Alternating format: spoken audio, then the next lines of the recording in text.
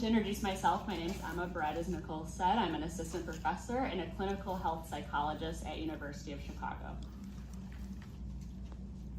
Okay, to go through some of our agenda for today, I'm going to talk about what a SMART goal is. Of course, SMART is an acronym. Us in psychology, we love everything to be an acronym, so I'll kind of break that down and explain what that is. Then we'll talk about stress versus anxiety and some strategies to reduce stress, because we know that when we're stressed or feeling a lot of anxiety, that can really get in the way of our health goals. And then we'll also talk about some emotion management strategies towards that same line, because strong emotions and dealing with really difficult situations can also be a barrier. So the big picture of this presentation is really to get us thinking about how our behavioral and physical health is related to our mental and emotional health. We think those things go hand in hand, and that it's really important to work on both of these things in tandem, but sometimes things like stress and emotions can get in the way of our goals, right? So we'll talk a little bit more about that, but feel free to ask questions at any time. Feel free to interrupt. I would love for this to be interactive, and we'll have some points where I'll stop and ask questions, and I would love for participation today. So what is behavioral health? When we say that, what are we really talking about? So we're talking about behaviors that you can control to an extent, right? Not all aspects of it, but things you can do to improve your health outcomes in really big ways over time. So this looks like anything from sleep health to substance use, nutrition, getting enough good fruits, vegetables, balanced diet, exercise and physical activity, of course, taking care of your mental health and your emotional well-being. And when we say emotional well-being, we're really talking about how can you adapt to the stressors that you're facing, how can you build resilience and cope in a way that's healthy for you. And then of course, things like attending all of your doctor's appointments regularly, following through on recommendations from your doctor, screenings, things like that. So all of these create a really big picture of your health overall. And when we talk about these day-to-day behaviors that sometimes seem small, something like getting a restful night's sleep, these things really do add up in meaningful ways. So obviously, in the course of the next 45 minutes or so, we're not going to be able to hit on each of these topics, but just to hit a few highlights and a few different pieces of information. So things like with sleep health, if you consistently are getting less than 7 hours of sleep a night, that's associated with things like heart disease and stroke, right? So we really want to check in on that.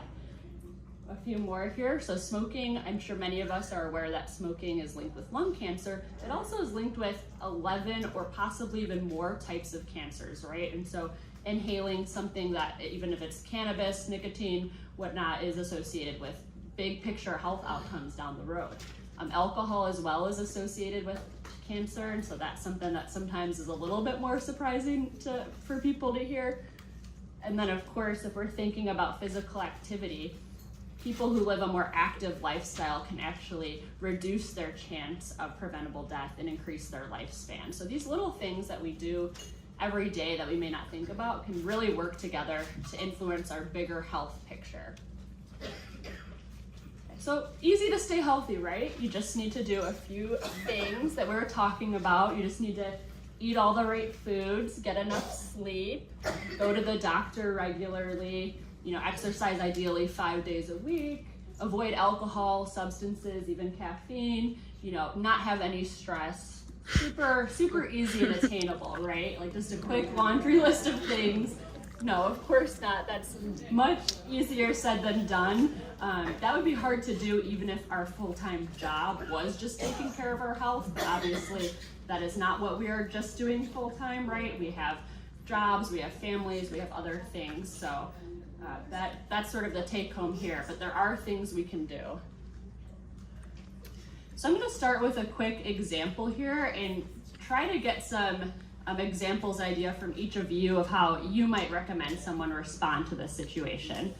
So we're going to talk about this example with Joanna. And so Joanna's doctor at her annual visit noticed that she's been steadily gaining weight over the past year.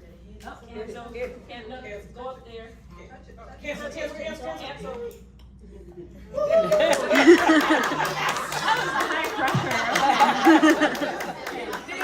If that We have 10 seconds. Is the take home? Okay. Okay. Please let me know. Please let me know if I don't notice that. Okay. So we're gonna get back to Joanna. So her doctor is recommending, notice some weight gain steadily since her last visit, is recommending that she cuts down on some of that weight gain, given some of her other health factors that are going on. Some other things about Joanna: she has a sedentary job. She's at a desk for 8.5 hours a day. She has not been someone who's exercised regularly in many, many years, perhaps even decades. She has a lot of anxiety around the idea of going to a group workout class or going to a gym. That's not really for her. And in addition to her full-time job, she has 2 young children in the home, and she also helps provide care to an elderly parent. So as you can imagine, Joanna's time is quite limited, right? So if we're thinking of this example, her doctor's given a recommendation around, losing some of that extra weight. What kind of goals would you recommend Joanna set to help with that? Like if you were talking to someone about this, what sort of goals would come to mind? Does anyone want to give an example? And there's not right answers here, so don't be shy. Prioritize. Yeah. That's it. Prioritize. She has to learn to put herself first. Okay, prioritize. So that's huge, right? Put yourself first, which for many people, especially in this example, she has a lot of caregiving responsibilities, so that could be a challenge, but that's great. Absolutely, yes. Or blended together. So like take the kids and your elderly father, walk to the park with them. So you're Love also that. getting exercise. You're Yeah. still doing whatever you need to be with them, but like 15, 20 minutes. Absolutely. So that is great. I heard a few things there. Incorporate the people who are in your circle and in your life. And then at the end there, I heard you say even 15, 20 minutes. You put kind of a time span on it, which 15, 20 minutes is probably a lot more doable for most people than like a 2-hour span that most of us will not have. Yeah, great. Anything else? Anyone else want to shout out? Sure. During the day, while she's sitting at her desk, she needs to get up and move, whether it be a walk around wherever, but move, do something.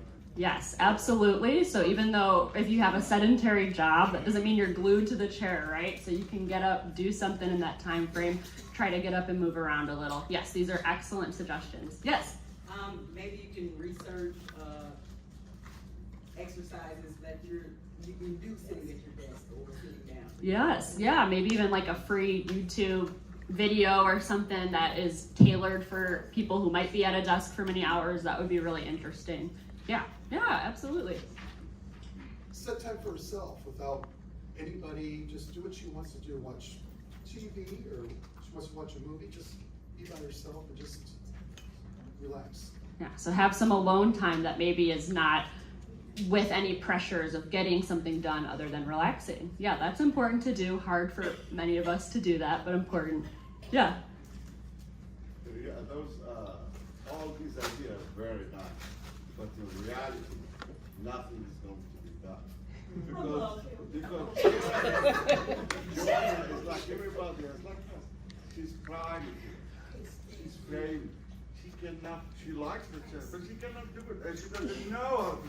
I love that perspective. You're really throwing Joanne under the bus here, but that's okay. That's realistic. We'll talk about what kids. But I appreciate that perspective. These things are hard. These things are great suggestions. Easier said than done, right? But let's talk about maybe some ideas for what Joanna can do. And so we want to talk about a SMART goal. So that is an acronym, like I mentioned. And I'm going to quick blow through a few of these points here. But when we're setting goals for ourselves, we have really great ideas, really great aspirations, but we're often not super specific or super realistic. You get that guidance and you're like, okay, tomorrow I'm waking up, I'm cooking all my meals at home, I'm going on the walks every day, I'm doing X, Y, Z, and that might be very difficult to implement. That's too much. Exactly, that's too much. That is not a SMART goal. So we need it to be specific, so something with enough details so you know how are you even meeting it. So if my goal was I'm gonna eat less, I eat a lot of fast food, that's not consistent with my health goals, I'm gonna eat less fast food. That's a great goal, but what is less? Less to someone might mean, one less time a week, less to someone else might mean almost none. So you really need to define, okay, I'm only gonna eat fast food 2 times in a month. which might be really difficult, but you need to put a number on it, right? So that's the S.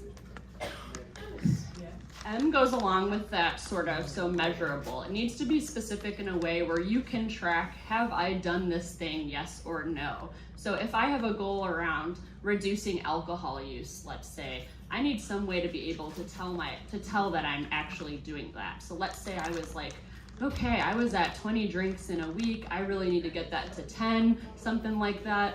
You need to be able to count that and measure that, right? So measurable. Attainable, we talked about that. So we want to start with something super attainable and build on that. So something going from no exercise a week to 7 days a week. I don't know anyone that has, successfully implemented that plan, right? You want to start with something that almost feels too easy, because if it's too easy and you do it, you're going to actually build your motivation and confidence, and it'll make it more easy to set those next goals. So the R we're gonna come back to in a second for relevant, so I'm gonna pause on that one. And the T is time limited. So we want to set some sort of date. So if I'm really focused on quitting smoking and say, I need to quit smoking sometime and I'm working towards it, that's excellent and great, but there's no end date, there's no end goal. So really setting benchmarks like, okay, at 1 week, this is what my goal is. At 1 month, this is what my goal is super important. So when we talk about SMART goals in terms of our health, that's really what we're talking about, is how can we make this something that I actually know if I'm meeting my goal or not. Okay, so we're gonna go back to the R. R for relevant means it has to be not only relevant to your goal, but relevant to your lifestyle. If you're trying to set goals around something that you don't value, you're probably not gonna maintain a lot of motivation to do that thing because it's not something you value.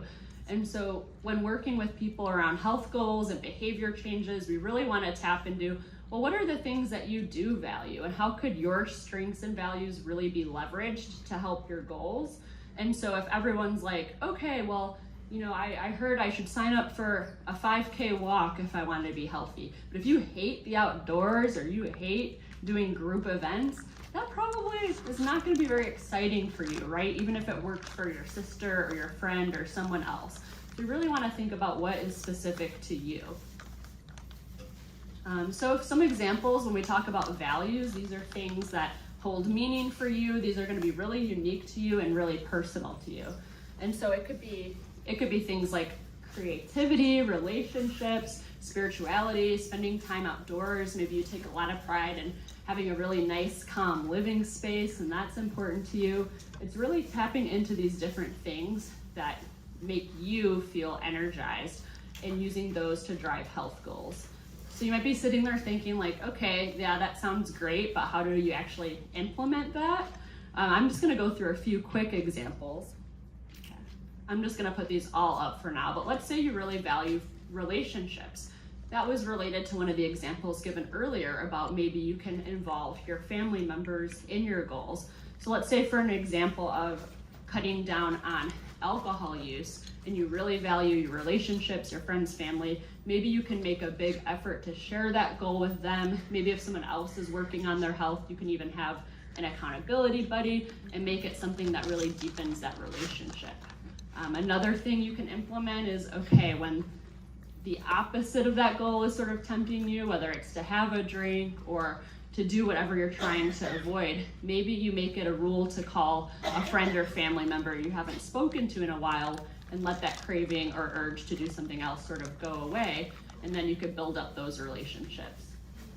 Something like creativity, maybe you're a really creative person, you have a lot of projects, maybe you can spend a little extra time working on projects that are meaningful to you, that keep you busy and help take your mind off some of these other things that might be getting in the way.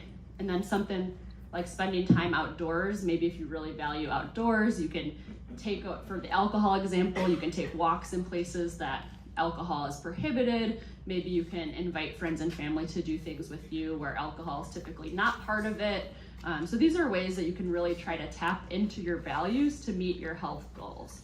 So that's what we would really recommend when we're thinking of setting SMART goals to improve health. Things that are really personal to you as an individual and not just a catch-all recommendation. Does anyone want to take a stab at a goal for Joanna now that we've talked about some of these things?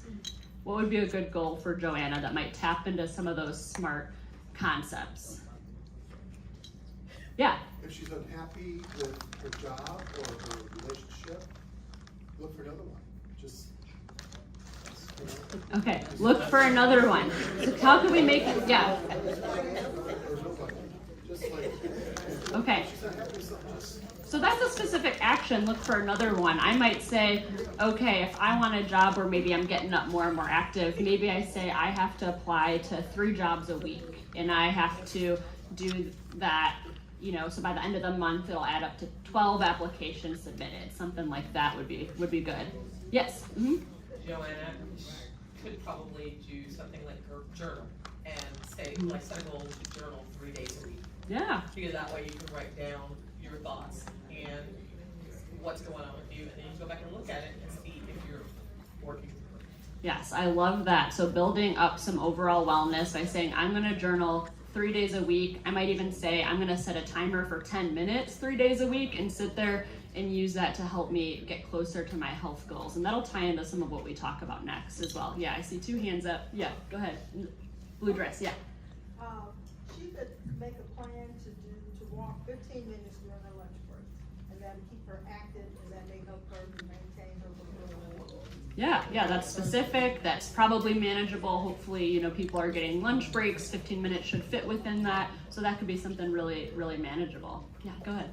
Something else she can do is look at her day. So if she work an 8-hour day and say she's the person who does all the extras around the office, cut out doing the extras.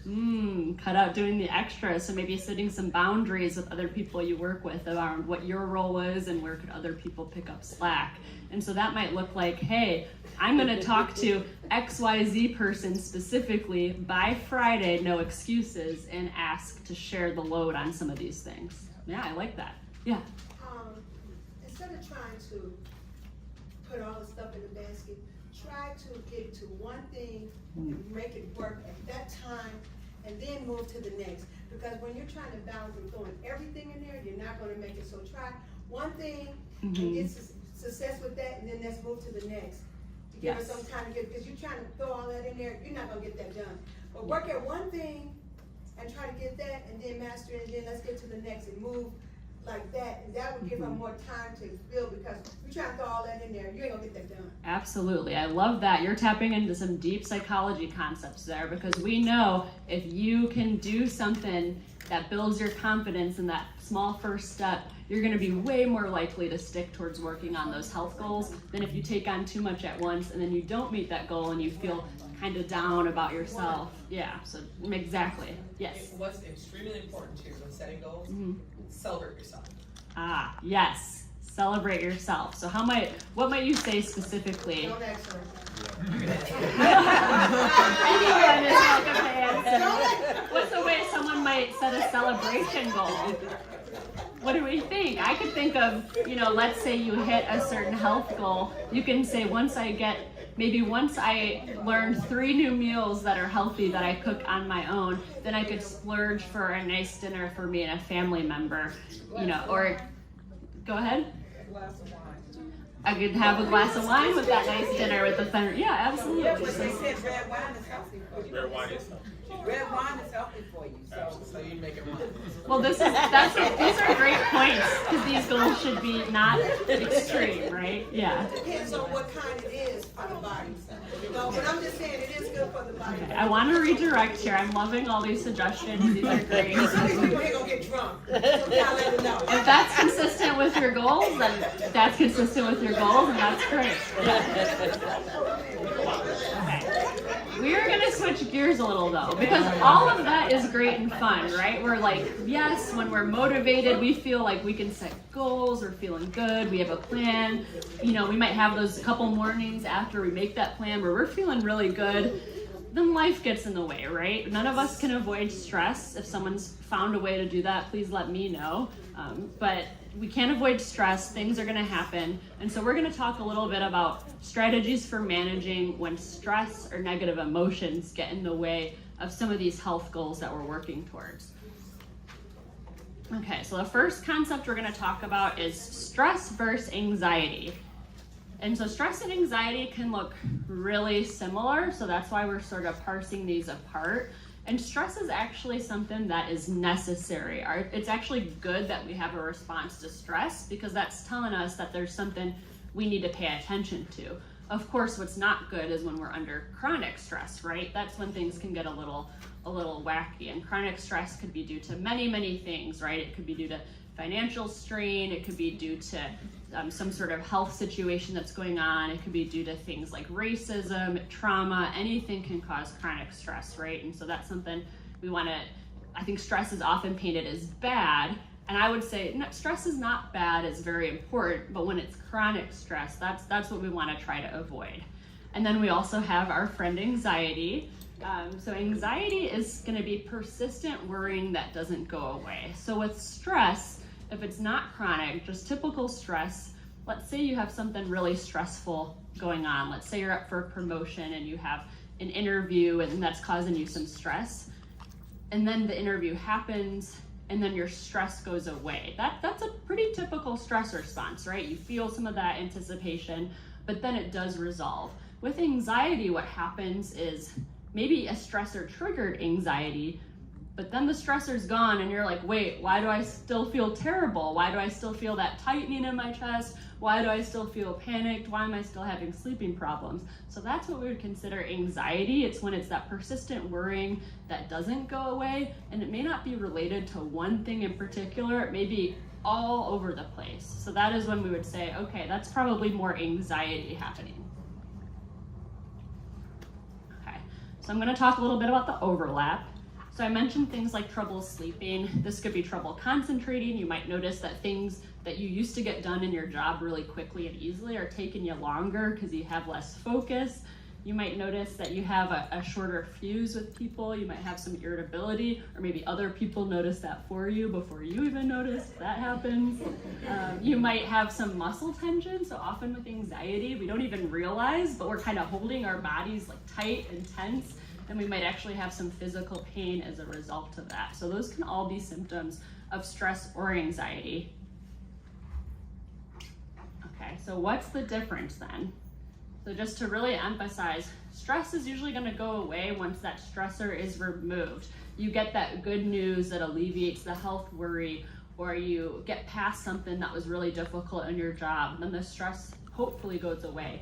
But with anxiety, you might notice, hey, it didn't go away, and it actually can get worse over time if you're not taking steps to address it, whether that's just with your own self-care or with a healthcare provider. So what are some things we can do? So a few suggestions here for how to deal with stress or anxiety. We'll go through a few of these, but sleep is a big one I want to emphasize. So sleep health is actually super important because we don't have the cognitive and emotional resources to cope if we're not getting sleep. So that's huge. Things like deep breathing. This is going to be relevant in a second. So I'm curious, like show of hands, how many people have done true deep breathing before? Okay, maybe about half. This is great. That's great news. Deep breathing, we have lots of research to show that helps, so that's great. Things like meditation, things like spending time with loved ones, exercise. And when I say exercise, I don't mean going out and running a marathon. Gardening can be exercise, cleaning your house can be exercise, stretching can be exercise. So I just mean something that moves your body. That's exercise. That's really good. Question. Yes, please.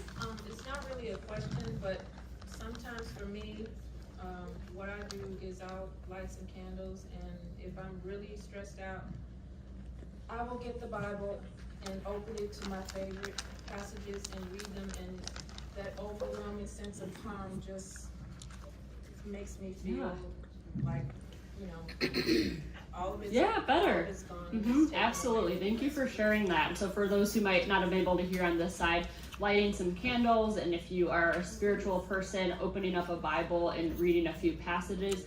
So that can definitely be helpful. Setting a calming environment, whether it's candles, whether it's incense, or just having a calm space in your home that's sort of yours if you have that ability. I've heard, similar to reading the Bible, I've heard like putting on a favorite record or favorite album of like the music that really just always calms you down. That's something too. So just creating that environment. Yeah, excellent. great suggestions. So for those of you who haven't done deep breathing or maybe have done a different kind, I just want to talk about this really easy deep breathing technique, because this is something you can do anytime, anywhere in a situation of stress. So it's called box breathing, and it's really, really simple, I hope. So box breathing is going to look like you are going to inhale through your nose for 4 seconds. You're going to hold that breath for 4 seconds. So 4 seconds, it sounds quick, but it actually is kind of a lot if you're not used to doing these sort of exercises. Then you are going to exhale through your mouth for 4 seconds and hold again for 4 seconds. So all you need to remember is 4 seconds, and you're going to inhale through the nose, hold, exhale through the mouth, hold. You could do that anytime, anywhere, pretty much, right? It's free to do. It doesn't take a lot of time.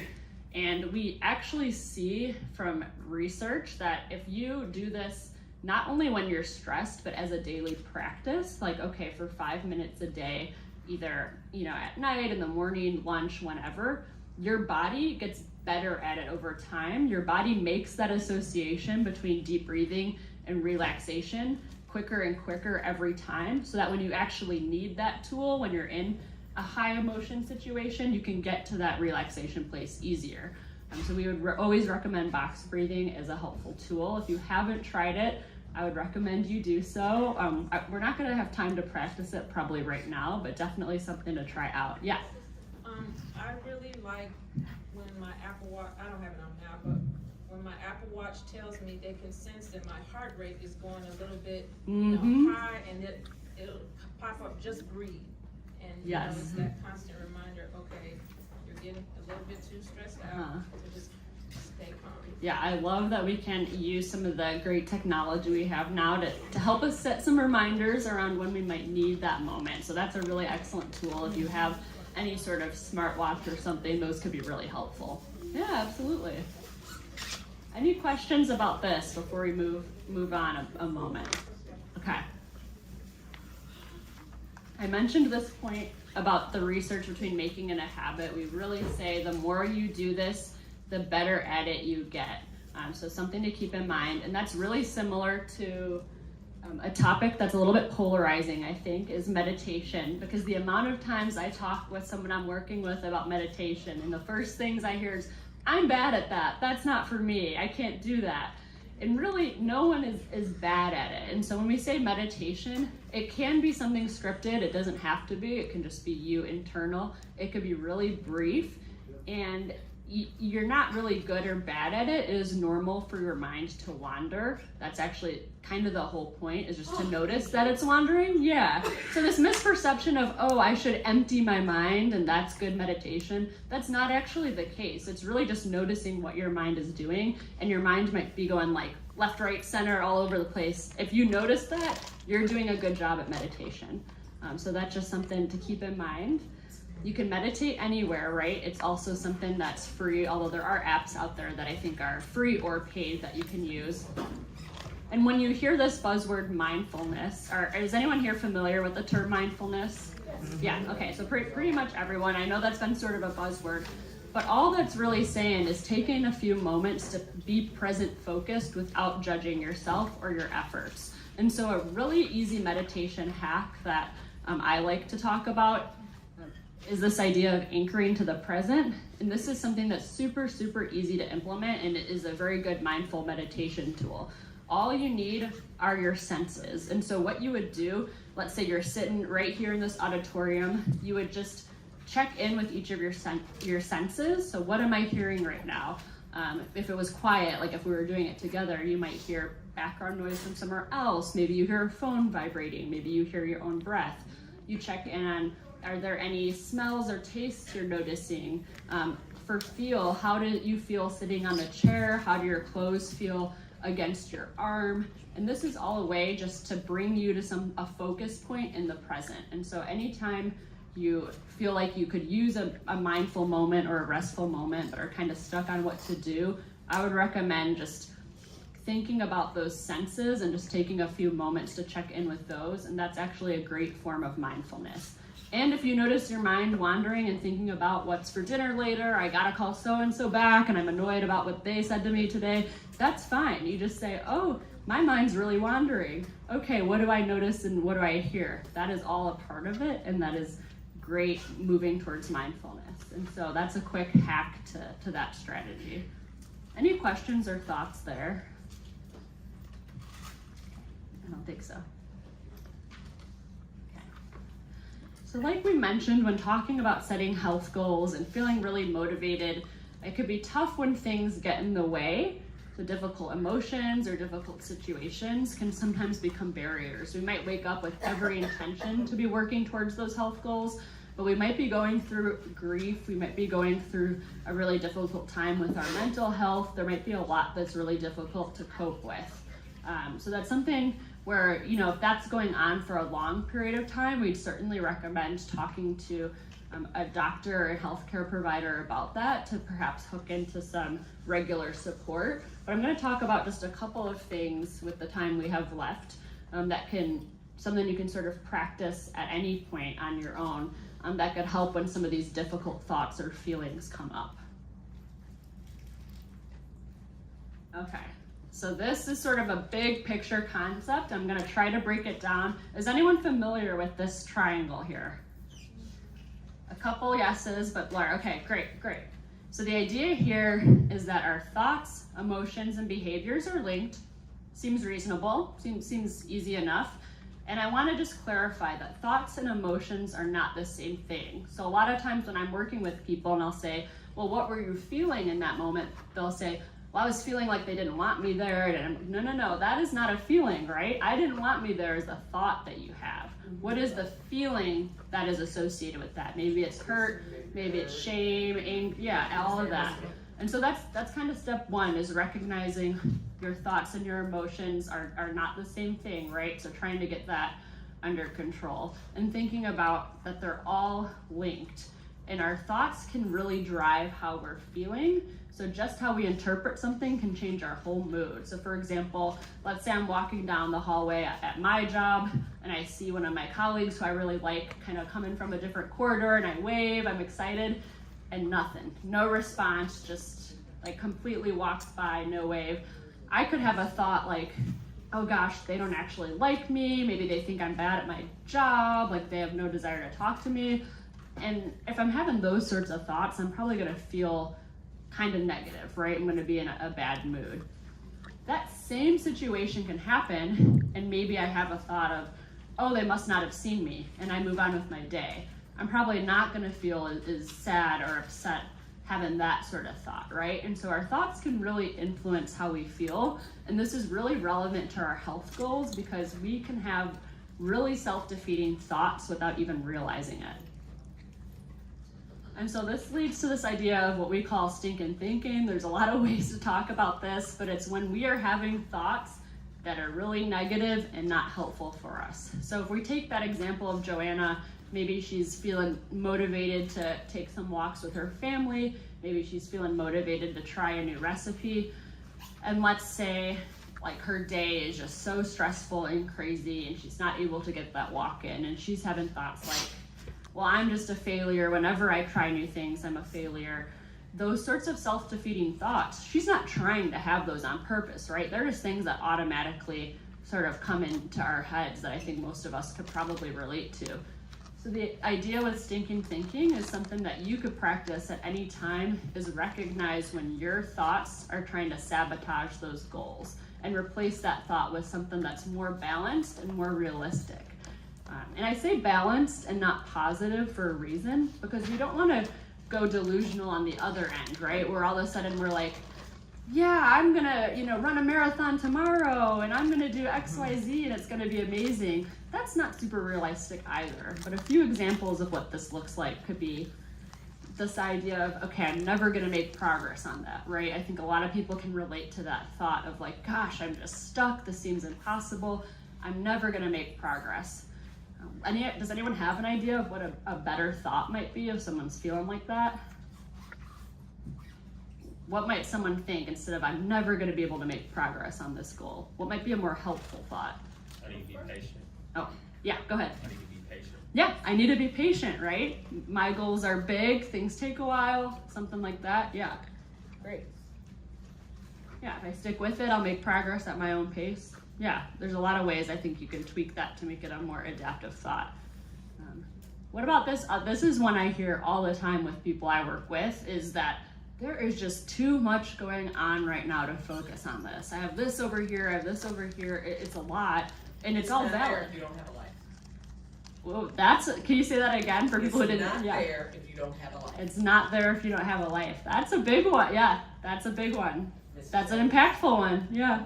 It's not there if I don't have my life, right? Not too much of it. So yeah, something like it feels hard right now, but there are still small steps I could take to work towards my goals. Anything that feels true to you that can try to reframe those negative thoughts. And so I would try to keep an eye on the time here. I would encourage everyone to try to start to notice when you have those thoughts pop into your head that aren't really serving you or moving you towards your goals, and try to see if you can tweak them in that moment. That's actually a skill that we can build up and gets easier over time. And so that's one way we can really work on influencing our emotions so that we still feel like we can meet our goals even in the midst of stress going on in our lives. Any thoughts or questions on that? This is kind of a tough one. Okay.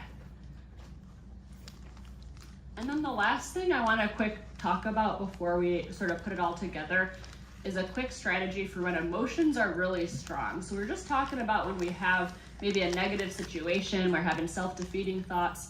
Sometimes emotions are so strong that we're not even aware of our thoughts because we're just feeling that anger, that grief, or that sadness, right? We're feeling a really strong negative emotion and we don't even sort of have the ability to respond in that true moment.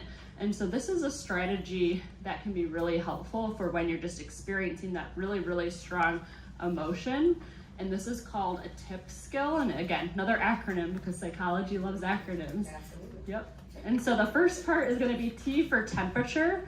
So if you can actually like go into the restroom and turn the faucet on cold and splash cold water on your face, or at least I know sometimes people don't want to mess up like if they have makeup on or such, but if you can get some cold water on your face or even just on your hand if face isn't possible, then that can actually be a really good way to help regulate your emotions, get that burst of cold temperature. If it's winter, because obviously, you know, it's cold here in the winter, you can even like step outside for a moment and intentionally kind of make yourself cold. That is a good step one of kind of getting that emotion a little bit in a more calm place so you can work with it. And then we have intense exercise, and I don't mean, I know there's a barbell up there, I don't mean like, okay, you have to join a gym in that moment and run and start like lifting weights. I just mean even if you do like a 20-second run in place or something to really get your heart rate up for a brief period of time, that can actually help reset and regulate as well. And then we have paced breathing. We already talked about deep breathing, so that's something, you know, you'd already be familiar with. And paired muscle relaxation. And so paired relaxation is this idea of you can tense your muscles together and then release them to promote relaxation. And you can do this while even sitting down. For example, you could tense your fists like this for 5 seconds, really tense, and then release it. And you could even do with your legs, like you can point your toes forward or back and tense up your calf muscle and let that go. These are things you can do together just to bring that really intense emotion down so that you can have a moment to decide how to effectively respond. So something I would recommend trying, and if anyone wants, I'll have my contact at the end. I'd be happy to email someone slides or that particular resource if you want it. So putting it all together, we covered a lot of ground in a brief time period today. And so I want to sort of try to sum it up the best we can. So our behaviors that we do every day greatly influence our health. Everything we do in a given day is adding up to a bigger health picture to influence things like disease risk and lifespan over time. So really little changes we can make do have a big difference and do add up.